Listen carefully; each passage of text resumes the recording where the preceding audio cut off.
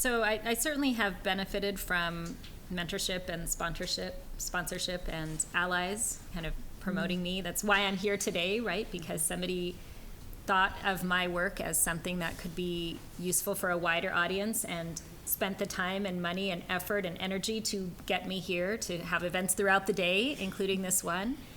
So I'm very grateful to Tom and for others for recognizing something unique, right, in this work that I'm doing and to support it.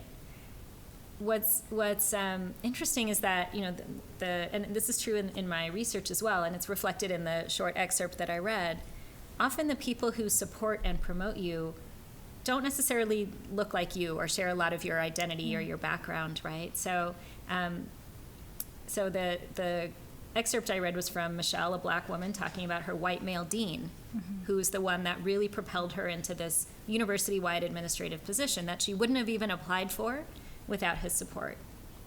And so I think for me as well, there have certainly been women of color who have, you know, been that sort of first phone call when I think I have to quit my job.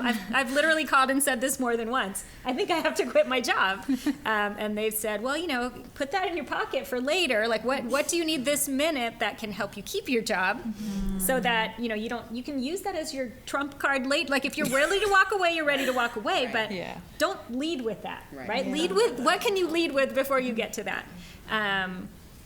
And so certainly there have been women of color that I can turn to, that I can make that phone call to and have those conversations with. But many also who don't share my background, and by that I mean also not scholars, right? So I grew up with a mother who was home with 4 kids, really spread out in age, and so I never had a model of a working mother, someone who was working outside the home and raising kids. And so as a mother now, I sort of look to many other examples of how to do that. I don't necessarily know how to do that. I'm figuring it out as I go along. But many of them are mentors for me as well, to recognize that I've learned from them since my childhood and watched others who can serve as that example.